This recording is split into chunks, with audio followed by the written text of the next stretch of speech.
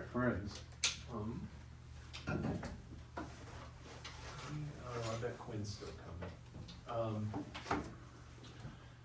I want to talk today about how computers do integrals, which is actually a really interesting thing. So if you have a calculator, you can probably enter an integral into it, and it'll give you some number out. Or you can go to something like wolframalpha.com and say, find the integral of whatever, and it'll do it for you, and it'll give you a number. So how are they doing that? How are they actually coming up with numbers? Because we're like busting our butts with algebra and calculus moves. How do you take an integral, a definite integral, and evaluate it if you don't know how to do it? So for example, let's take a look. Let's do this guy right here. E to the negative x squared dx. Let's say I asked you to do this integral. So what form would we be shooting for here? The e to the u, right? So this seems to be about the only thing it possibly could be. And then we try that and we go, all right, I'm gonna let u equal negative x squared, du is negative 2x dx. I solve for dx and I get negative 1 over 2x du, and then I do this conversion here, and I get, and we'll do the, I'm going to leave the limits off because we're not even going to need to really look at them. Actually, well, yeah, let's not worry about that. So this becomes e to the u, and then the dx is times negative 1 over 2x dx. Does that look good? Look good? Can I proceed? Really? No. What variable is this integral in? U. U. What other variable is still in there? X. So because I've still got this lingering x, I can't do this. I could have done it if I had had an extra x up in here to begin with. So if there had been an extra x in there, then they would have canceled. And the substitution would have worked perfectly. But this one here, I was like, wow, what is that sound? I opened it. It was so hot. Oh my God. I thought it was a computer in the room about ready to explode. So this integral here actually has a lot to do with probability. Does anybody know the normal distribution? Have you seen that anywhere? The bell curve? Yeah, so the bell curve, when you're finding probabilities with that, that involves something that looks a lot like that e to the negative x, and you actually find area under this curve. To do that, you can't actually use the calculus stuff we've learned. You have to have a machine produce the values for you. So let's talk today about how to do numerical integration. And I think you're going to like this. I put this in here. We could have maybe saved this until we finished all the techniques of integration, but it's a little refreshing. And you'll find it should be pretty easy, because this is, you actually don't have to know derivatives or integration to do this. You just have to be able to follow an algorithm. And I think we can all do that. So sometimes this is also called quadrature. If you see that word, that's an E at the end there. If you see the word quadrature, that means numerical integration. That's the fancy word. This is like the cool one you can pop out and have people think something impressive is going on. So let's take a look at the setup. We've got some curve, y equals f of x, and I want to find the integral from a to b, and I'm going to do this all as areas today. So let's think about the process of the Riemann sums and stuff that we would normally go through to understand what this meant. Remember that this integral here is a process, and it says cut this up into n pieces. In each piece, find a representative and use that for the height of the rectangle. So we're going to generally create a bunch of rectangles in here and an arbitrary number. So right now I've got a very obviously fixed number, and I'm putting dot, dot, dot there to show there might be more in there. But we add up all those areas, and we get something like this. We got the sum f at the representative point times the width of that interval at the base. So this is height times base of the rectangle. And then we sum those up from 1 to n. And even, just if I stopped right here for some n, like n is 5 or n is 10, I would get a pretty decent representative. But what we end up doing is this, and this is the part computers can't do. Computers don't understand infinity. They have to stop at some point. This is a very abstract notion. So what the computer will do, it depends on what you want it to do. And there's a lot of different ways to approach this problem. Let's start with the simplest one. So the first method we're going to talk about is called the midpoint rule. So the midpoint rule is probably the most intuitive. This is one I'm definitely going to ask you to do on the skill check for this stuff. The midpoint rule says that these x sub i's, oh sorry, Luis is over here. I'm not even looking at you. Sorry, I forgot you were over there until you rustled. Sorry. No, it's good. I'm glad you rustled. Now I know you're here. Remember you're here. The representative equals the midpoint of the interval. So that's kind of the plan. And then there's one other important piece here, is that all intervals, all subintervals, the little cut ones that we make, are the same width. And that's going to be delta x. So let me draw a new picture for this. So we got A, we got B, we got my classic arbitrary function. Step one is to cut this up into n pieces. So n will be specified. The number of cuts will be specified. Let's say here n equals 5 for the sake of an example. I'm going to cut this interval into 5 equal pieces. So cut A to B into 5 equal pieces. How wide is each one of those pieces? If they're all the same width, how wide will they be? How long is the interval itself? Let's start there. How long is this? Right here. How would you figure it out? B minus A or 5? Yes, so this interval is b minus a long, right? If this was 3 and this was 1, it'd be 3 minus 1 units long. So this whole width is b minus a. And then Sam said the width of these interval pieces is going to be delta x, and it's going to equal b minus a over n, the number of pieces, but for us, it's going to be over 5. And you know what? Yeah, we'll just do this for right now. So you're going to cut this up into 5 equal pieces, and I might as well just do it here. So let's see, 1, 2, 3, 4. So I have to pick 4 little interior parts, and just do your best. Each one of these is delta x across. And what we're going to do is choose the midpoint. We're actually going to compute the middle of each one of those. And that's probably the hardest part of all of this. So we're going to let M1 equal midpoint of, and we could do a little star here maybe to make it match that notation, midpoint of first subinterval. M2 star equals midpoint of the second, and so on.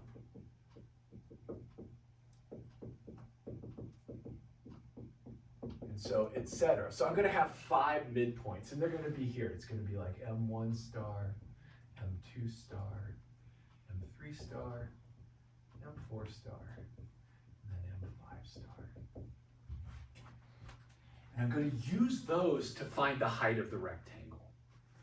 So it's where in this process up here, it can be any point inside there. We're going to say just go with the middle. This has some really nice advantages. So what you want to do then is come up to the curve you've drawn from that, and that's going to be the height of your rectangle right above that subinterval. And do that for each one so you have a nice little picture. And you'll if you did your curve like mine, some part a part will be over and a part will be under. But it depends on how you made your curve. Just going up, got one more. And then last one. 2, 2, 2. That's pretty bad, but you get it like that. Those should all be the same width. Bad drawing, bad lines on my part. We're going to add up those areas, and that's the approximate area underneath there. So just add them up. And this is the midpoint approximation. It's really just this Riemann sum with a fixed number up here, and this is the midpoint of the interval, and this is the same for all of them. So for this, our approximate area, our approximate value of integral a to b f of x dx is equal to the sum. So the sum of the areas of the rectangles. Let's write that out, because we really want to understand that.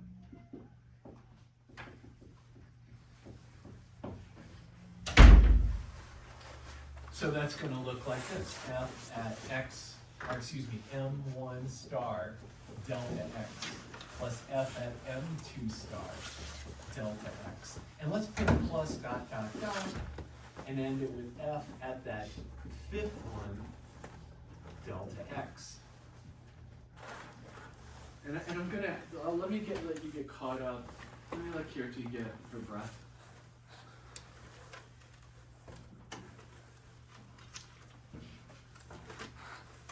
Glad you made it.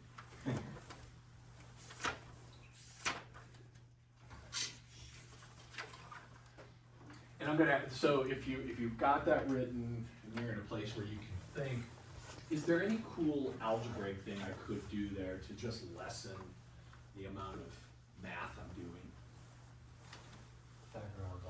Yeah, exactly. So let's talk, anybody who's CS people in here? Who's doing CS? Okay, CS folks. It's not as important as it used to be, but you want to have efficient algorithms. You want your algorithms to run quickly. So what you try to do is minimize the number of operations, the number of mathematical operations. Do we still talk about that in CS classes? Cool. So look at this one. This one requires 1 multiply, 5 multiplications, and 5 additions. So that's 10 operations. But if I rewrote it like this, like Sam was suggesting, so this is or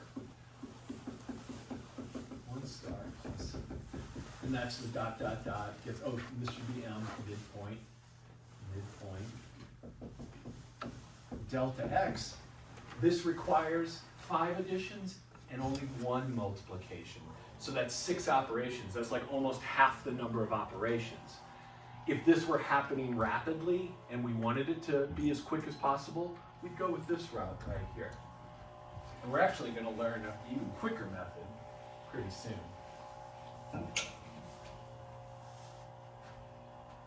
Is that what they're doing out there? Is that outside? Yeah. Okay, it's not the computer again. All right, good.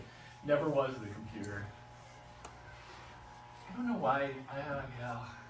Sometimes I'm like, why do we do this stuff during the part of the day? But people have to work on the weekends, and nobody wants to do that. I close the window more. It's like Cole has done what Cole can do. Yeah, I don't know. Well, they'll surely move on soon. Let's do an example. Yeah, maybe that'll. Yeah, that's better. You made them leave. Well done. Let's approximate integral from 1 to 2 x squared dx. We're going to do one we could actually do by hand, so we can check our answer. So we're just going to do this one that we actually could do. Actually, could you go ahead and do this, please? Tell me what the real answer is so we have the truth in front of us.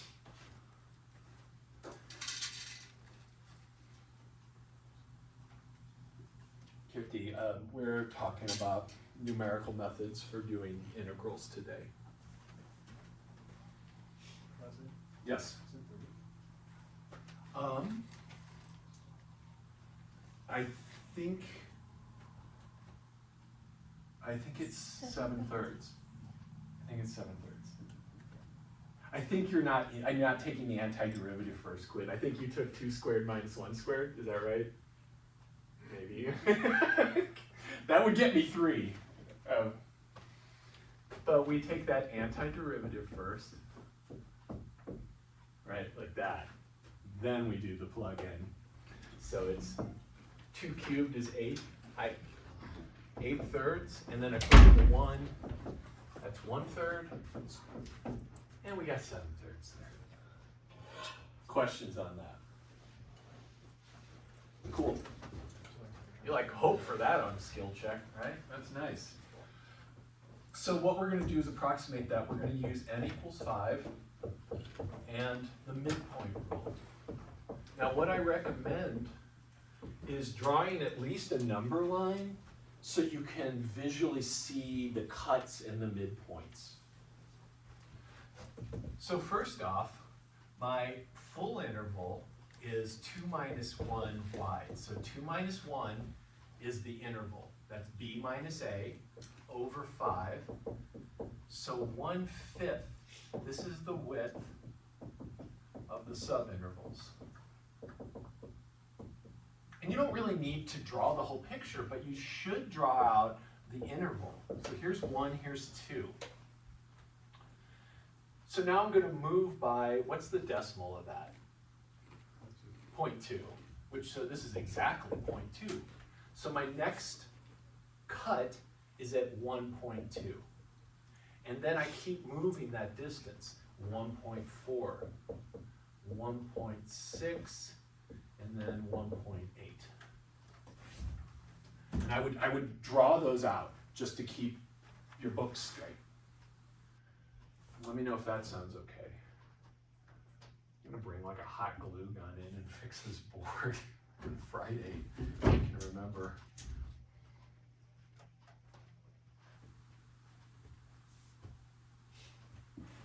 Okay. Everybody caught up? Any questions on how I got that diagram, what we're doing?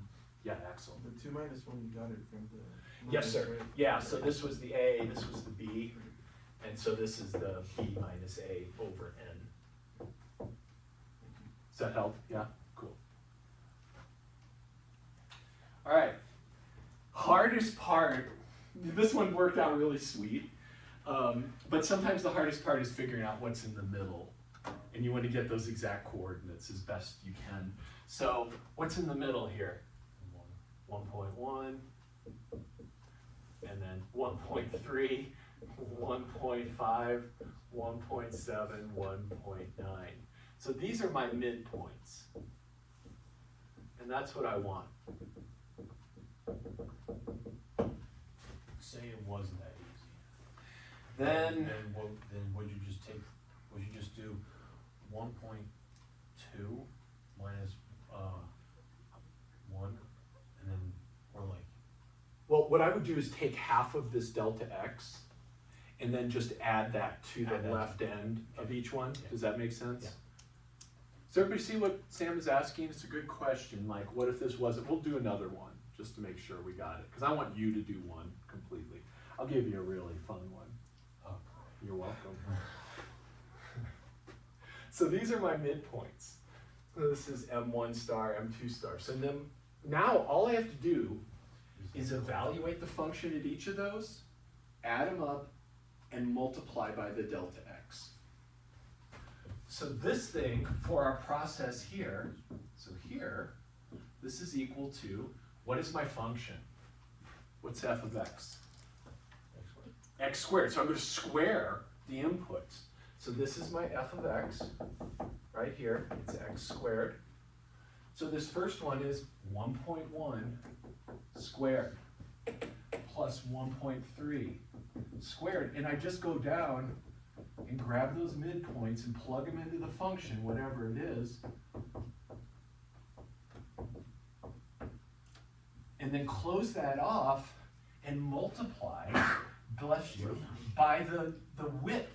So that's 0.2. So this is the delta x right here. And that's a multiplication. Yeah, and I don't know, Leah, are you computing this on a calculator? Yeah. Okay, good. 2.33. What was it? 2.33. 2.33. Well, really? Yeah. And what is that it exactly, or? Yeah. Cool. 2.33. How does that compare to the truth? Pretty damn good. It's like right there. It's just a little under, right? Because this has repeating. So this number here is 2.333. It never ends. So the error here, so this is our approximation. And you'll always want to know how far off is this from the truth. Sometimes you won't know the truth, and there's ways to get at that, to at least estimate how far off it would be. We're not going to do that.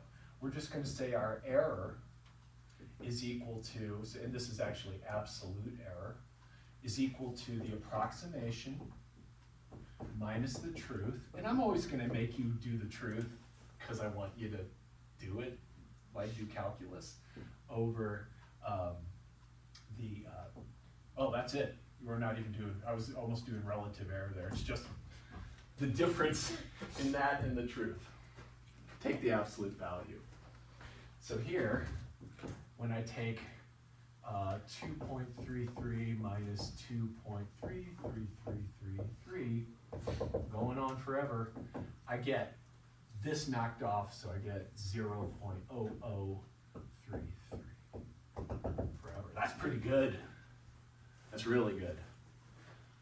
Of course, here it's actually easier and faster to do calculus, but it's good to be able to do the calculus and see how this works. So I'd like you to do one, please. And I'll work out the true, well, you can work out the true value if you get some time. Let's do this integral. So let's do from 0. I'm gonna make your life super easy. Sam, I'm not gonna do what I said I'd do. Damn it. Okay, wait, let me fix it. 1 over 1 plus x squared dx. So let's use n equals 3. Isn't that nice of me? N is 3 cuts. Go forth and conquer. Use the midpoint rule. So see if you can pull this together.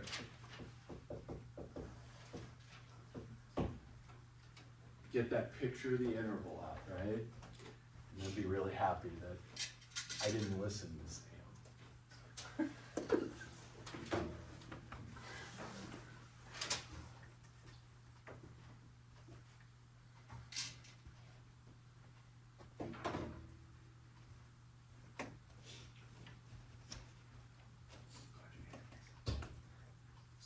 It's all good, you know, stuff happens. Especially when you're a student.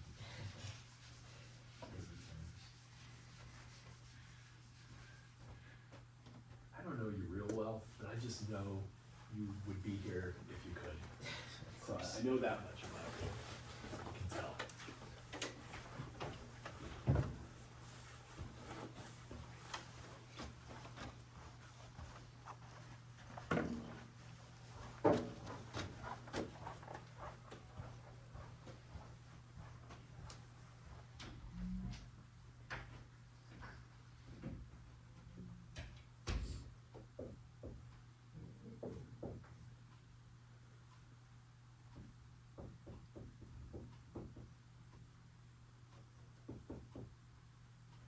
Delta x is 1. Good, good. See, isn't that not, it's not bad. 1, 2. So those are my intervals. I'm gonna work it out. I'm gonna actually work this out exactly. We can test it out.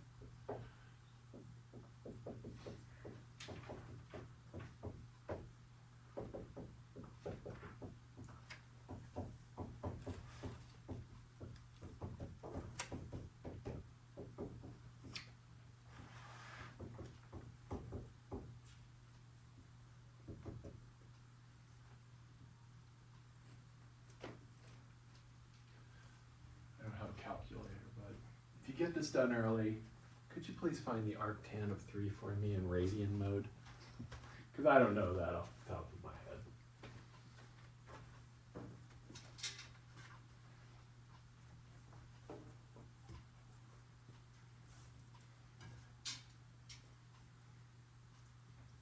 It's probably really small, is what I'm thinking. Did you get it? No. Oh, go ahead, question, okay. Yes. You still have to take the integral of the original function, right, of this. Yes, so you don't have, no, not for this process. So for this process, you're on your way. You've got the midpoints. Now plug those into the integrand, the 1/1 plus x squared. So you're gonna evaluate that in half. Evaluate that in there, and add those together. And that's it. And then times the delta x, which this case will be times 1, but. And how'd you get so far? Oh, well, that's the antiderivative of 1/1 plus x squared. Yeah, yeah, hopefully I know some of these, you know.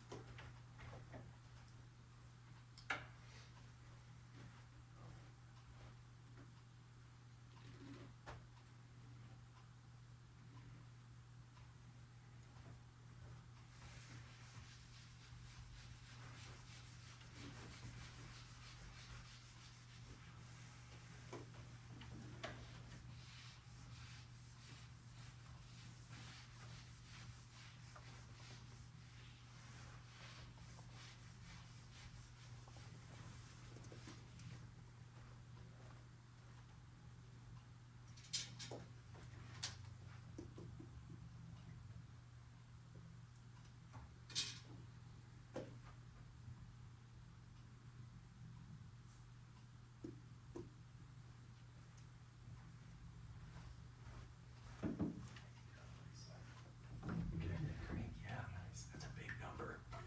Okay, something else, okay. You good, man? Cool. You all right? Oh, you're still working, okay, yeah. I forgot my calculator in my room. Oh, Lord, hey, phones, we got them.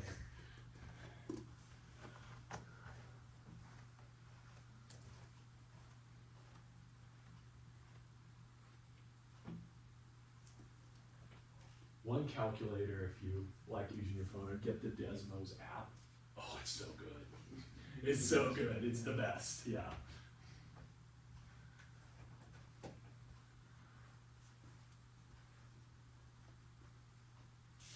I'll start working with you.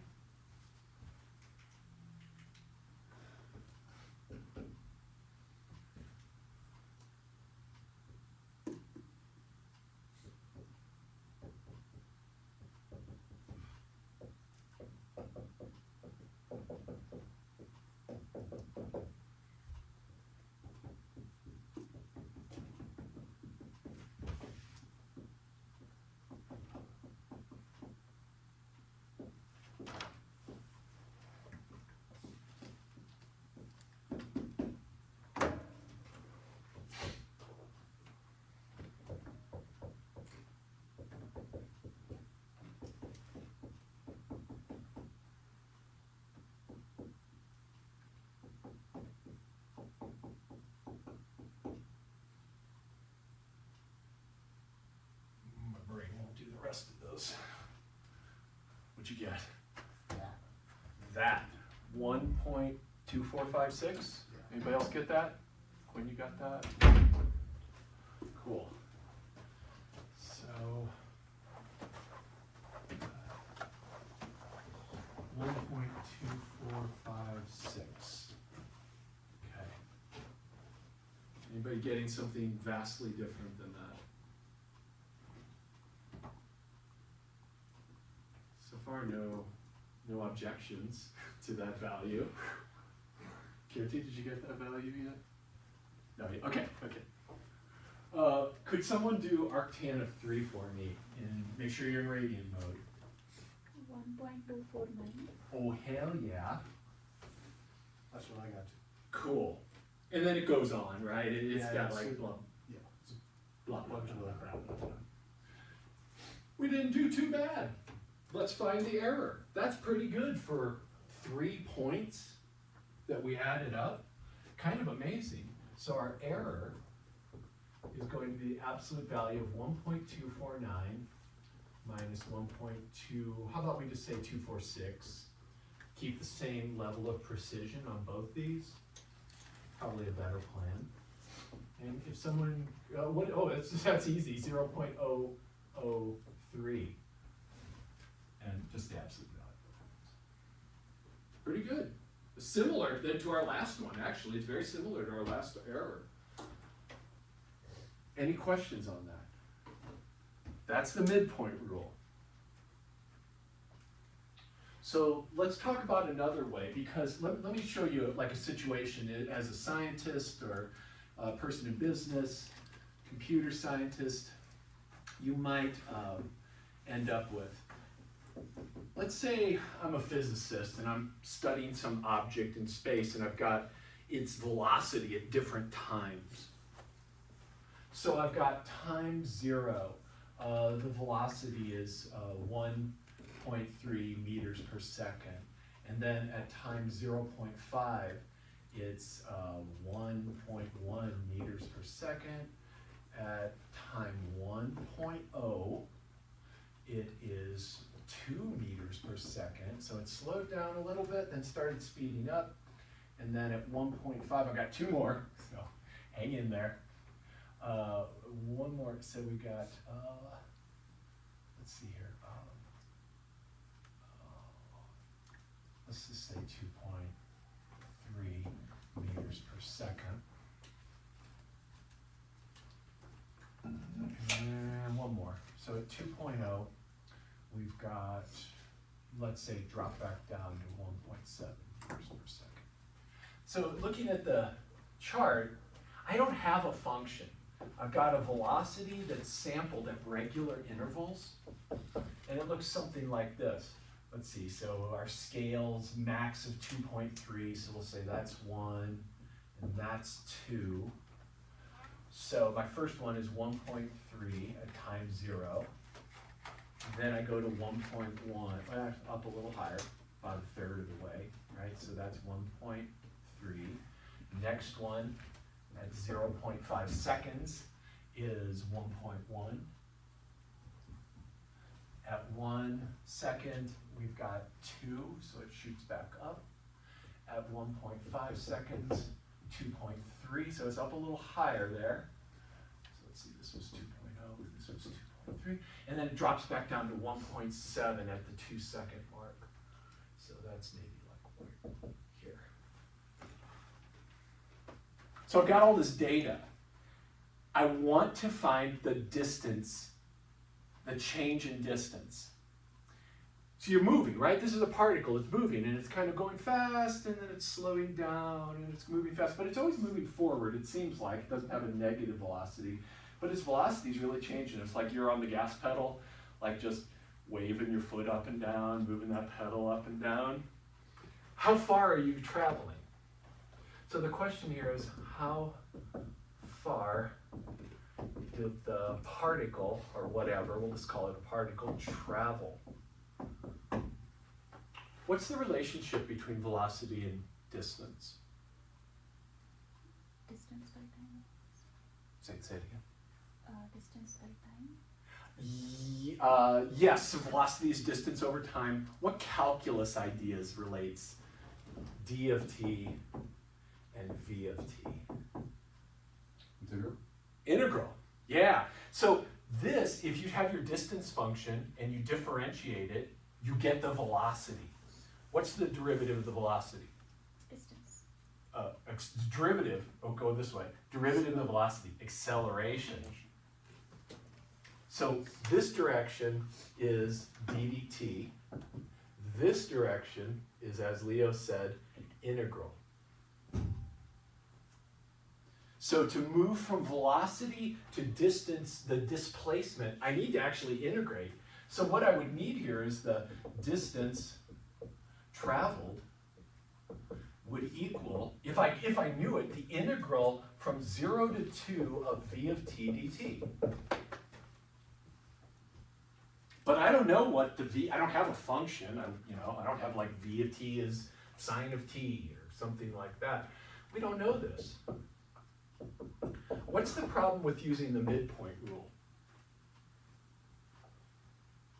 Think science, like you're a scientist, someone's counting on you to do this. It's an estimate. It's an estimate, yeah. We don't know what the midpoint values are, right? I don't know what happens at 0.25 seconds. I know that here I'm there, and here I'm there, and I could maybe interpolate and go, oh, maybe it's at 1.2, halfway across, but I don't know. And I don't want to introduce more assumptions about this stuff. I want to use the data as it is. So we cannot use the midpoint rule for this. So we need another approach. So midpoint rule can't be used with raw data. So we need something else. And let's put a little just disclaimer in here, equally spaced. If you have unequally spaced data, you've got all sorts of problems anyway, beyond the scope of our class. So let's talk about another way to get that area under the curve. And I don't think we even talked about this in Calc 1, so this will be new stuff for everybody probably.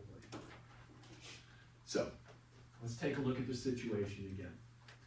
Coming back, I've got yield y equals f of x, and it runs from A to B. And I want that area underneath there. So let's cut this up into equally spaced intervals. Like over there, what's my delta t if I was like thinking, like kind of how we've been thinking? What's the change between the timestamps? 0.5 seconds. So over here, you see that I've got delta t is 0.5, 0.5, 0.5, 0.5. So we've got the setup for equally spaced data. So step one here is, well, let's say we're given n equals the number of cuts and want to estimate the integral with whatever number of cuts. So step one is divide the interval up. So divide the closed interval a to b into n equal pieces.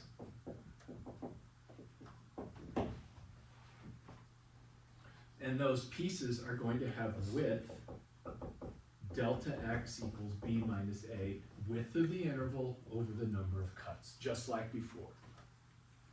But we're not going to grab midpoints now. We're going to work with the points where we cut.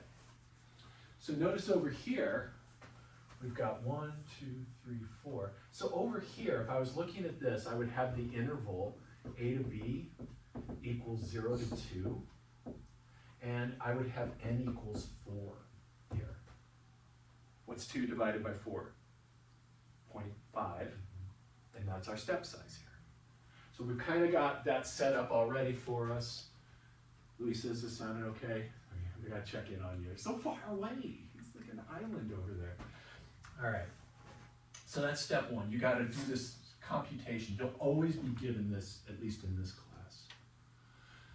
Number two is, let's see here. And this isn't going to be a step you have to do. Find the area of the trapezoid above each cut. And I'm just going to write out our plan. Add up these areas to get an approximation. That's the basic plan of what's called the trapezoid rule. But we're going to derive the formula. I just want you to see how to get the formula so that it makes sense, because it's a really beautiful, simple formula. It's very similar to our last one with one interesting twist. So I'm going to come in here, I'm going to make cuts. So that's going to be x1, x2, x3, and I'm going to put dot, dot, dot. This would be x sub n, but the one right before it is x sub n minus 1. So see what that is? That's an x with a little sub n minus 1. If you can't see it, let me make it big. It's the cut right before the end. The last cut you would actually make. So, above each one of these little cuts, which has width, base width, delta x, I'm going to find the height of the function at each point. So notice this first one, that's f at a, the end point. This one would be f at x1. The next one would be f at x2, on down the line. The very last one, let's do second to last as well. That's f at x n minus 1. And then this last one is f at b. And what I'm writing there is the height of those points. That's the height of the curve at those points. Let me let you get caught up. Let me switch colors. So things go a little easier. I'll sip of tea, so that'll slow me down.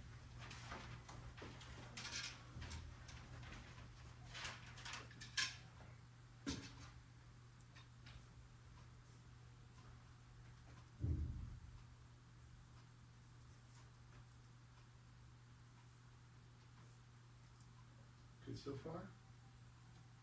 You're still writing? Let me let you get caught up so that you can follow along.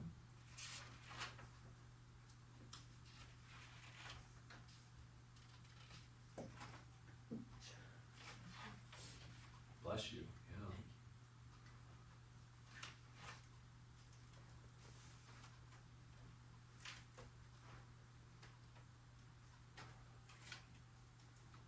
Okay.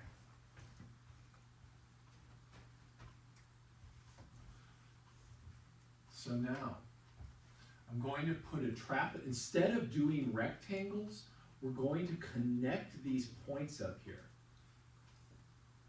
with lines of different slopes. And notice that what that creates is not rectangles, but trapezoids. So a trapezoid is a rectangle with a slanted ceiling. And we just need to know how to find the area of those.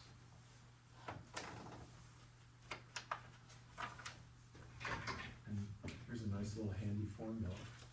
If I have a trapezoid, it looks like this. It has a base, b units. We'll call this height, height 1. We'll call this height, height 2. Anybody know the formula for that area? Remember it from like a billion years ago? Take the average of the heights times the base. So kind of what you're doing is you're like taking the average of those two, like taking this little chunk and just moving it over here and treating it like a rectangle. But you don't need that. So this area is equal to 1/2 the sum of the heights times the base. We're so almost there.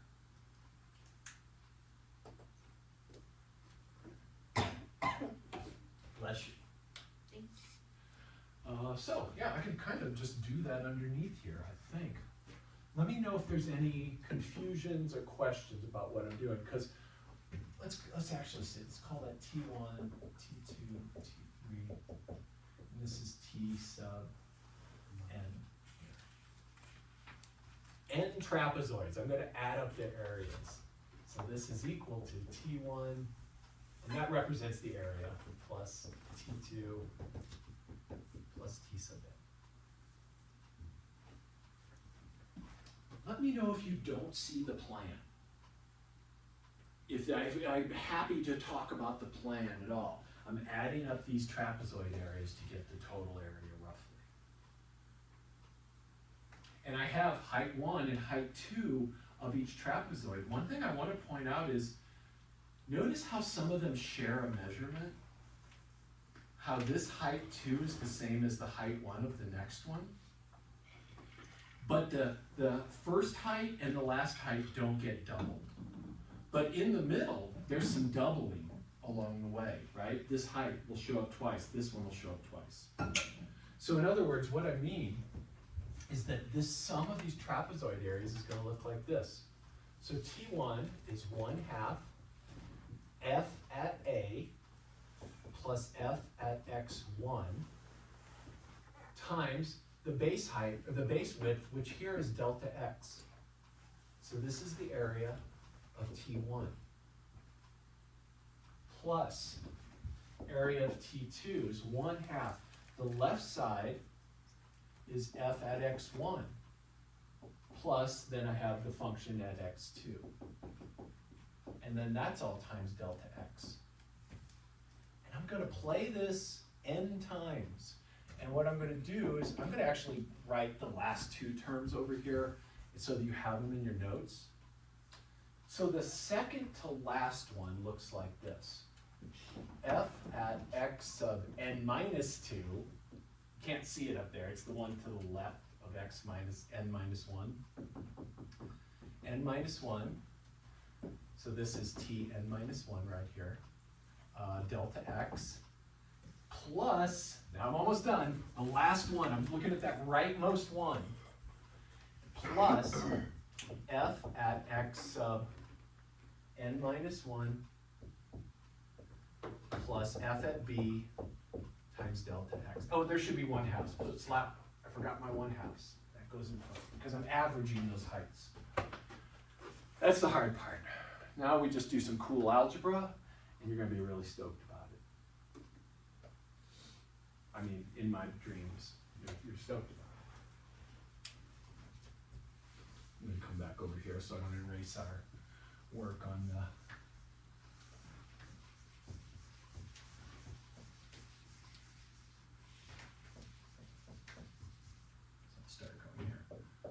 approximate integral equals. Yes, Axel, yes. Can you explain that again? Yeah, Or like to start at the beginning? just this part? Oh, this part over here. Ah, okay, cool. So the last one has this height f at this point, and then the h2 is this guy. So that's the very last term on there. But right before that, let's look at what would come right before that. So what comes right before this guy is x sub n minus 2. And so that's this trapezoid right here. So I took the height at x sub n minus 2 plus the height at the next one, which is n minus 1. Does this make sense now? That makes sense. Cool, good question. Thank you. Thanks for caring. I have no idea how happy that makes me. How we doing over here, Lisa? Thumbs up, hell yeah. Or is that a question? That was a thumbs up? No, thumbs up. Thumbs up, wonderful. All right. So let's simplify this. What's two things I could do here, algebraically? Take out a 1/2 and a delta x. They show up everywhere. So this is equal to, how about we just say delta x over 2? That's the 1/2 delta x. I pulled that out of everything. Now look what happens when I do that. Let's get rid of it. Do you see any cool? Don't touch my face. Must remember to not touch face.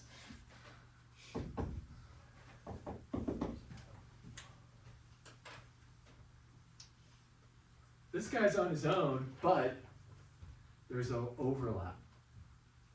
So I've got, in parentheses, f at the left endpoint plus twice f at the next endpoint. And every single interior one is doubled. Yeah. So we're going to have 2 f at x2 all the way down, excuse me, jeez. There's a couple of things you never want to do as like a teacher in front, like burp is one. I'm sure you can imagine the others. Just would be a nightmarish experience. So the 2 up to the second to last, and then the very last, F at B. And that's all in parentheses. I'm gonna rewrite this 2 more times. To make your life better, mostly. I'm gonna group together the first and the last ones, because they're kind of different than everybody else, right? Everybody else has a 2 in front of them. So I'm gonna pull this plus this times this out front, so I've got delta, the delta x hits everything, so how about here we put 1/2 f at A plus f at B. I'm gonna put a big one around this because I'm gonna hit it all with a delta x at the end. So that's just that and that, but inside here, if I multiply delta x over 2 times these things with 2 in them, the 2's cancel. And so in here I just have f at x1 plus f at x2 plus all the way down to the last interior sampling. So check it out, the average of the left and right endpoint values plus the sum of the function values in between, and then all of that times delta x at the end. If we're trying to minimize the number of ops we have to do. Yes, Sam? Would there be 2 multiplied by all the f of x1 plus f of x2? So the 2 here is touching all, the divided by 2, No. so that's gonna cancel here and here and here. Then why have a 1/2 out? Well, just this guy here. So this one doesn't have a 2 in front. So I pulled, Yeah, but you pull. here, let me show you. Yes. I understand. I know what you did Uh-huh. to get from where we had the 1/2 times everything over Uh-huh. here. But I'm saying you pulled out a 1/2 that was being multiplied by the f of A plus f of B. Yes. So theoretically, they shouldn't be multiplied by 1/2, right? No, because we had this 1/2 that came out because of the trapezoid thing, right? Yeah. So the 1/2 came from the trapezoid. So look at this guy right here. I haven't modified this. So you're cool with this statement. Yes, here. I'm cool with that. Okay, so look what I did. I took 1/2 f of A plus 1/2 f of B and just wrote that separate here. So I took this guy and this guy, who do have a 1/2 times them, right? Yeah. And just put them separate. So it's kind of like the average. Oh, yeah, okay. And then the 1/2 cancels the 2 in the as. Yeah, Got cool. Thanks for caring, as always. This is called the trapezoid rule. And it's perfect for evenly spaced data sets. So you're a physicist. You got some evenly spaced data set.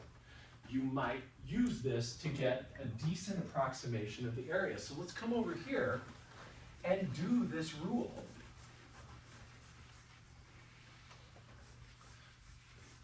So, and actually, I'm going to write it out in kind of a mnemonic way. So the trapezoidal approximation equals trapezoidal approximation with n cuts is equal to the average of the end values plus the sum of the interior values, and then all of that times the width of your little subinterval. And that's a really neat way to remember it.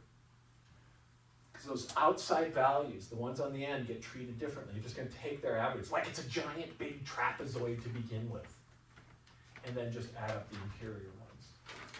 So here, what I've got is for this example, where we have T4, because we talked here, n was 4, got 4 intervals, 1, 2, 3, 4, is equal to 1/2 V, and let's write this out. 1/2 V at 0 plus V at 2.0.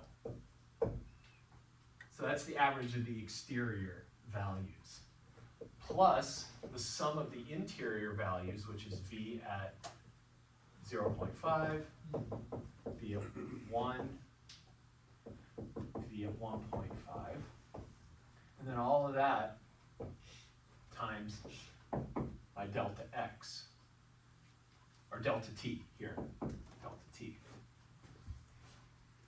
So we get 1/2,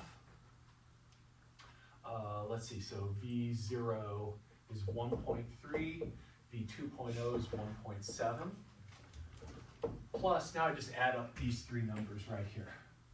1.1 plus 2.0 plus 2.3, and then I'm going to do all that times 0.5, which is the width of those spacings. If someone could do that for me, this one would be nice. This will just be 1.5 here. Yeah, that's nice, right? I didn't even plan that, but I was happy with past me. So 1.5 plus 5.4. Seems like it should be more, because these add up to 5. Oh, this, you're saying this is 5. Gotcha. Gotcha, good. So then this is 6.9 times 1/2, and that is 3.45 meters. Total distance traveled approximately, to the best we can do, without making shit up. And we don't want to make shit up in science. So what time are we at? Cool. Let's come back to that example we worked with the x squared. We already had all the cuts. So let me see, how did that one go? We had integral 1 to 2 x squared dx. We used n equals 5.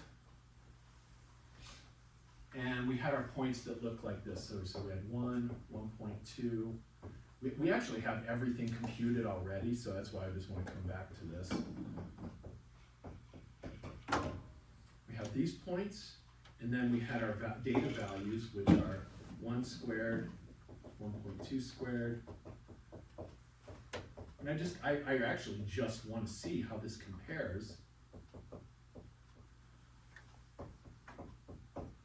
to the midpoint approximation. Let's do it. Take the average of the exterior outputs. So 1/2, 1 plus 4. No. And then I'm still going to multiply this all by 2 at the end. Plus, bless you, 1.2 squared plus 1.4 squared, 1.6 squared plus 1.8 squared. And that I definitely will need some help with. This one I got. This one I got, and then that's all times 0.2. So let's see here. What do we got? 5 halves. So 2.5 plus 1.44 plus 1.60. Yeah, I don't know what that is. 1.56. I don't know. Somebody tell me what that all ends up to, please. Like these guys, if we could just get a sum on those, that would be cool. Yes. Where'd you get the 4 and 1 plus 4? So those are these so that's the output here, Quinn, that's the 1, and then the 2.0 squared was 4. Oh. Good question though, yeah, it kind of just did it.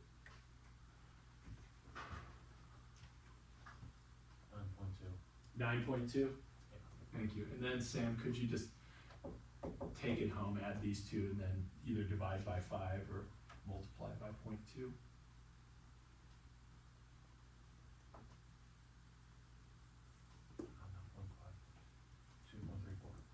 2.34. How does that compare to our previous answer? How does that compare to our first approximation? Good? Good? It's close. It's not exact though, right? Is it over or under the truth?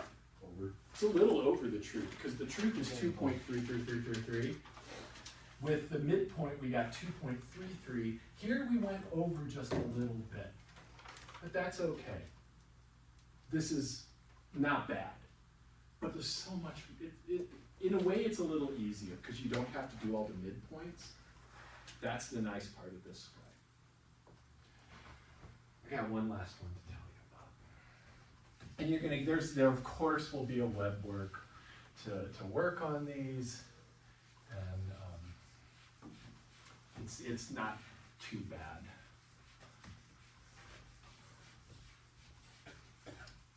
So last one, this one I'm not going to derive, I'm just going to show you the basic idea.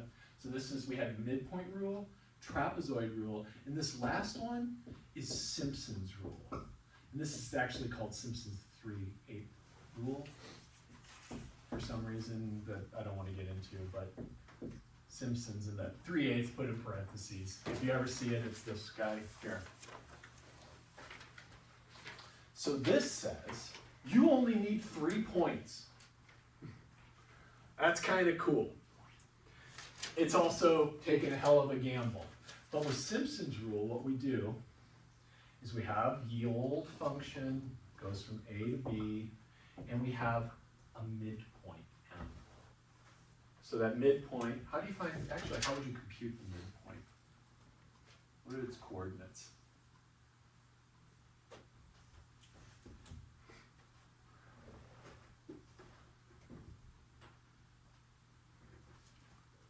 How do you find the middle number between 2 and 7?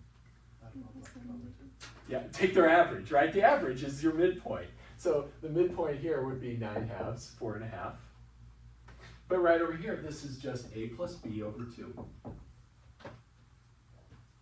Simpson's rule says that the integral from A to B f of x dx is approximately, let me just make sure I got this right, I'm not copying it wrong. I'm thinking something in my head that I'm, okay, cool. Is the width b minus a over 6. So you take the width of the interval divided by 6, sample at the left end point, 4 times the mid sample. So take that value of the function at the middle, but multiply it by 4, and then add on the right end point.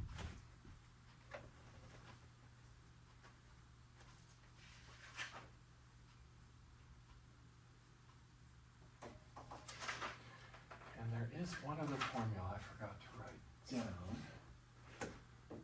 Can I see your phone really quick? I gotta look up the formula really quick. I didn't write it down. There's a 2 on one of the things. I don't want to give you the wrong one. Because what we can do is we can take the midpoint approximation and the trapezoid approximation and average them in just the way to get this one here. But could you go ahead and do this one for that guy there? Tell me what you get while I'm basically stalling. But you know, do it anyway, please. Try to use that formula now that you've had some. Can I get a browser? Is that okay? Yeah, just like, I'll let you open it up because I never want anybody to see what the hell I've been browsing. Good, thank you, sir.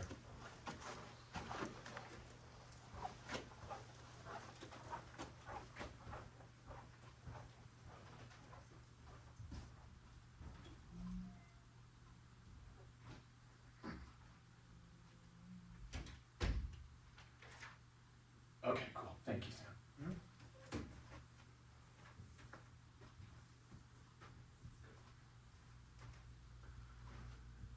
Oh, so what are we going to get here? So we're going to get S is equal to 2 minus 1 over 6. The value at the left end point.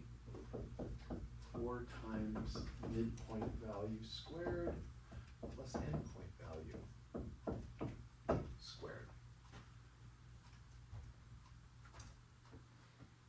So for that, we're going to get 1/6, 5. I don't know. I'll wait for Sam to tell me what it is. Kerethi's got it or something. Somebody, you Quinn, you got it? No. Question, okay, go for it, yeah.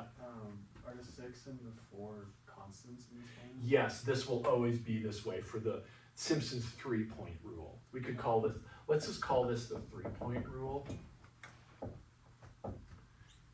But those numbers stay the same, yes. 14. 14? Perfect? 14. What? And then what's 14 sixth? 2.33. 7 by 3. Oh, 2.333? Yes. Oh, so it's exact. 7/3, yeah. 7/3! Oh, right, duh. Oh my God. My brain is frying. 7/3, exact answer.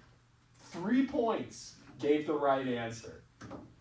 Now that is incredible. And in fact, this rule is exact up to a cubic polynomial.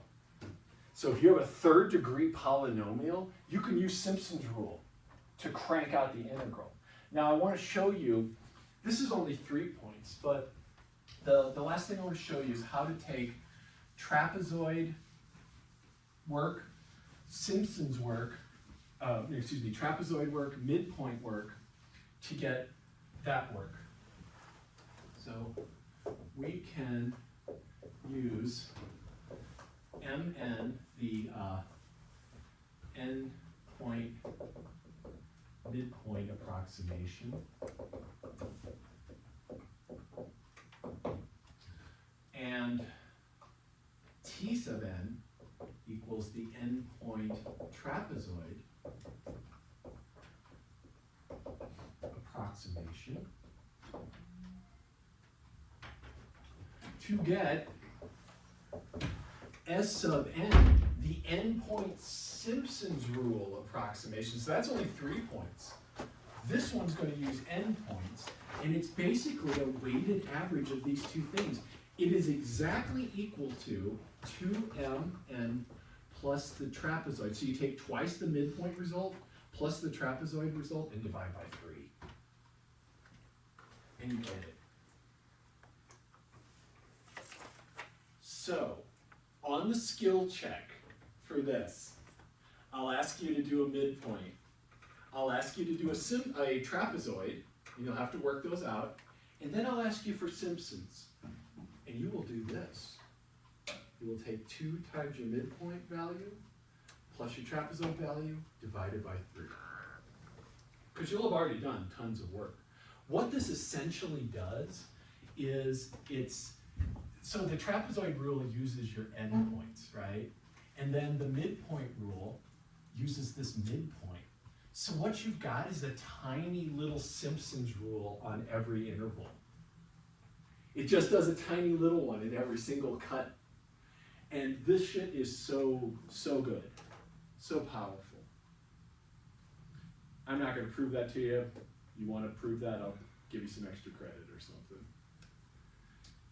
You could probably do it. It's a lot of work. You probably don't want to do it. It's probably not worth any amount of extra credit. Just focus on your studies. But if you're interested, I'd be happy to talk to you about it sometime. So on the Yes. on the skills check, Yes.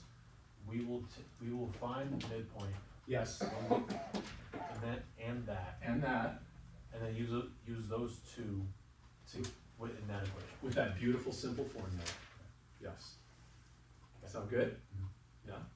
So really the hard part, the only part of the skill check you really need to be up on is how to do these guys, right? So you've got some MyOpen Math. You've got 6 problems. One's a little data table. I'm going to use trapezoid rule on it. Everything else should be straightforward. So if you wouldn't mind taking a look at it between now and Friday, we could talk about it on Friday. I think this will be one of your easier homeworks this year, honestly. But it's just a matter of understanding what algorithms you need to do, what the algorithms are. When is that due? Probably Sunday. Sunday? Yeah. But if you're ever like, I need more time on the skill check, just like ask and I'll give you more. I usually put dates that just like keep you moving, right? Kind of part of my gig, coaching. All right, my friends, that's all I got for you today. I thought it would be a short class. It was not. but it is a tiny bit early, so don't say I never gave you. Yes, sir. So, we use the midpoint rule